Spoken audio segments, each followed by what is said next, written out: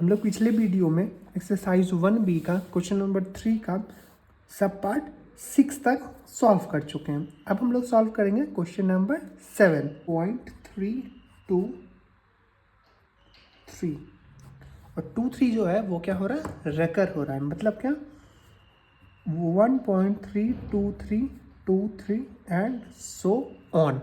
ठीक है, तो हम लोग वही करेंगे जो करते हैं।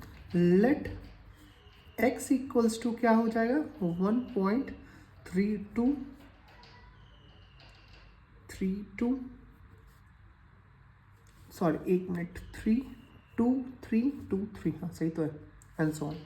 अब देखो जो रेकर हो रहा है ना वो यहाँ से हो रहा है, तो हमको ये 3 को सबसे पहले तो आगे रखना पड़ेगा, आगे लाना पड़ेगा। तो हम लोग को एक डिजिट आगे लाना है, तो सबसे पहले मल्टीप्लाई कर दो 10 से। तो 10 से मल्टीप्लाइंग बाय 10 से क्यों किया, ताकि ये हमारा 3 आगे आ जाए, तो 2323 रेकर हो। तो ये क्या हो जाएगा, 10x इक्वल्स टू 13.2323। अब देखो ये सिंपल हो गया, हमारा रेकर वाला बस पीछे रह गया है। तो अब हम लोग को वही करना है, जो रेकर होते रहता है उसका एक डिजिट आगे ले आते हैं। तो मल्टीप्लाइंग बाय, अब किससे करेंगे मल्टीप्लाई, बताओ तो कितना डिजिट रेकर हो रहा है, 2 रेकर हो रहा है। तो हम लोग फिर से है ना 2 से मल्टीप्लाई कर देंगे 2 डिजिट, और 1 से पहले ही कर चुके हैं x को, तो वो भी लिखेंगे ही। या तो इक्वेशन 1 को तुम 3 से कर दो, या तो इक्वेशन 2 को है ना तुम लोग दो मतलब 100 से कर दो। तो ये लिख देना मल्टीप्लाइंग बाय, या फिर ऐसे लिख दो मल्टीप्लाइंग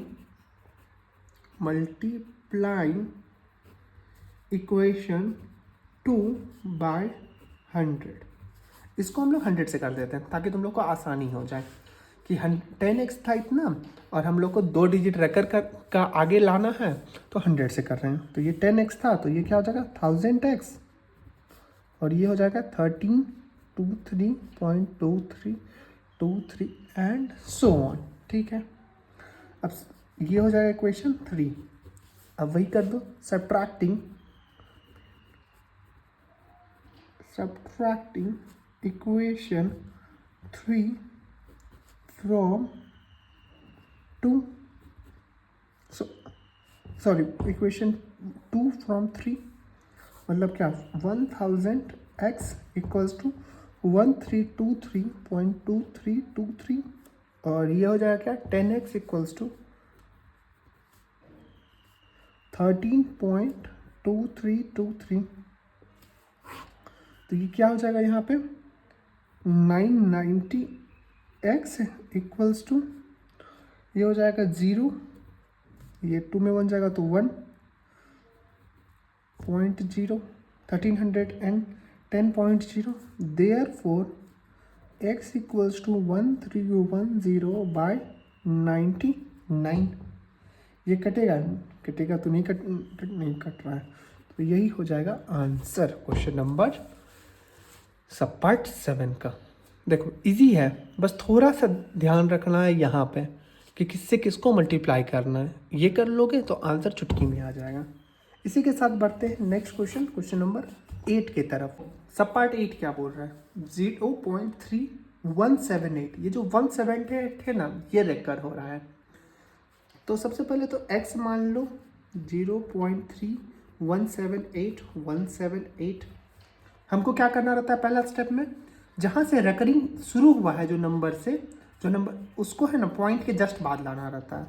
तो यहाँ पे क्या करना पड़ेगा हमको 10 से मल्टीप्लाई, ताकि 178 पॉइंट के जस्ट बाद आ जाए। तो हम 10 से अगर मल्टीप्लाई कर देंगे तो ये हो जाएगा 10x, और ये हो जाएगा 3.178178। ठीक है, ये हो गया इक्वेशन 1, ये हो गया 2। यहाँ पे लिख लो मल्टीप्लाइंग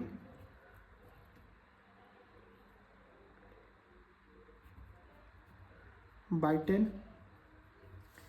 अब देखो 178 कितना डिजिट है, टोटल 3 है, 3 रेकर हो रहा है। तो अगर हम इस वाले को है ना मल्टीप्लाइंग मल्टीप्लाइंग इक्वेशन 2 बाय 1000, इसको हम लोग 1000 से कर देते हैं ताकि ये 178 है ना पॉइंट के आगे आ जाए। तो ये ऑलरेडी 10 था, तो ये क्या हो जाएगा 10,000 x इक्वल्स टू 3178.178 ये हो गया इक्वेशन 3। सब्ट्रैक्टिंग इक्वेशन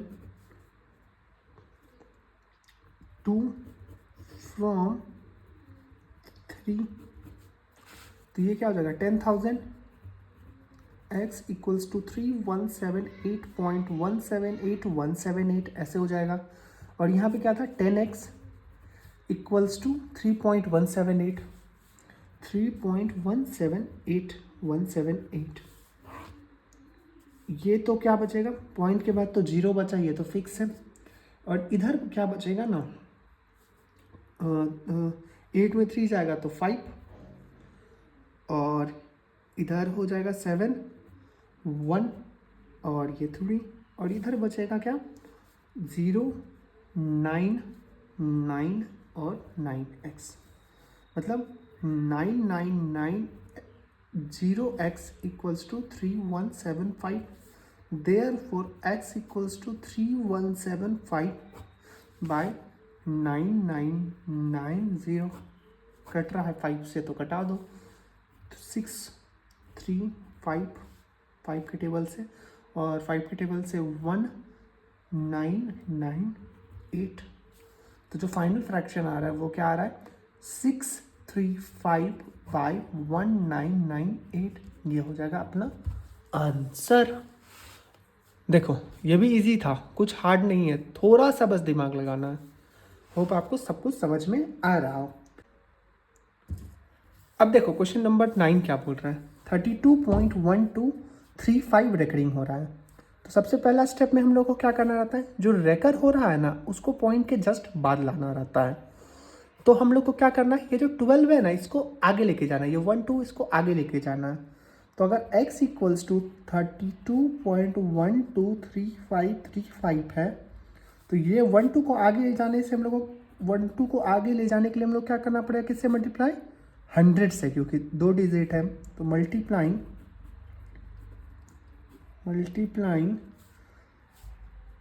ये 1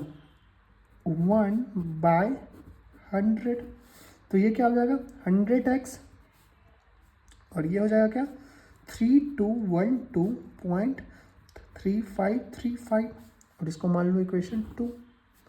अब हम लोग को क्या करना रहता है, जो रेकर हो रहा है ना उसमें से जो भी रेकर हो रहा है उसको आगे लेके जाना है। यहाँ पे कितना डिजिट रेकर हो रहा है, 2 डिजिट रेकर हो रहा है। तो फिर इसको भी हम लोग को क्या से मल्टीप्लाई करना पड़ेगा 100 से, मल्टीप्लाइंग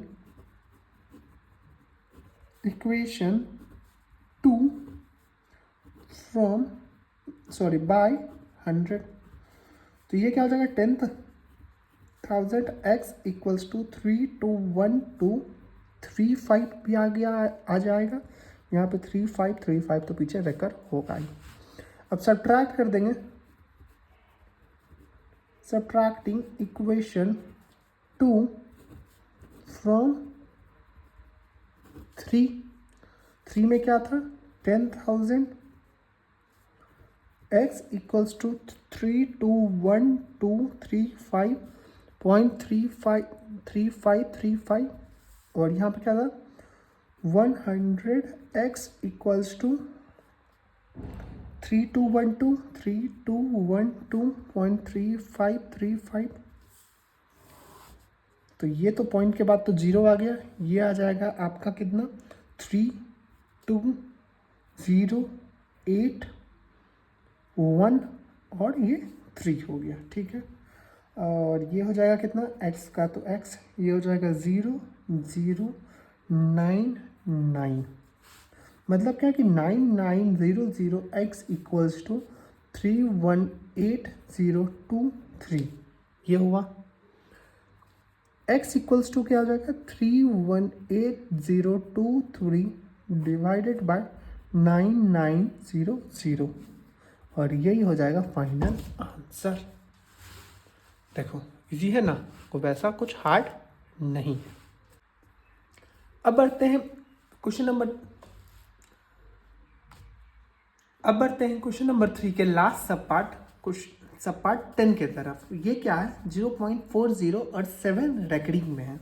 तो सबसे पहले x का वैल्यू लिख लो 0.40777 एंड सो ऑन।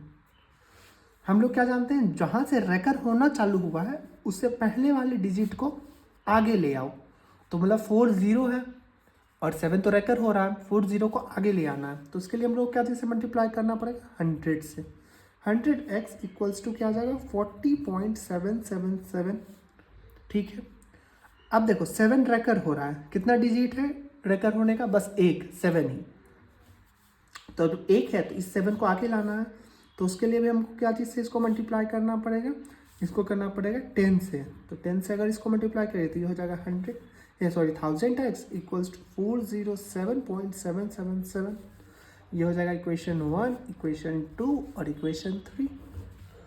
अब ये हो गया तो फिर वही माइनस कर दो, 1000x इक्वल्स टू 407.777 और ये हो जाएगा 100x इक्वल्स टू 40.777। तो ये क्या हो जाएगा 7, ये तो पॉइंट तो पीछे तो 0 ही आएगा। ये 7, ये 6, ये 3 और ये x आया तो जाएगा 0 0 और ये 9। Therefore x इक्वल्स टू 367/900 हो जाएगा और यही हो जाएगा आंसर क्वेश्चन नंबर 3 के सब पार्ट 10 का। मिलते हैं नेक्स्ट वीडियो में जहाँ पे हम लोग सॉल्व करेंगे क्वेश्चन नंबर 4 और 5। होप आपको सारा का सारा समझ में आ गया हो। अगर कोई भी दिक्कत है तो आप हमको कमेंट करके पूछ सकते हैं।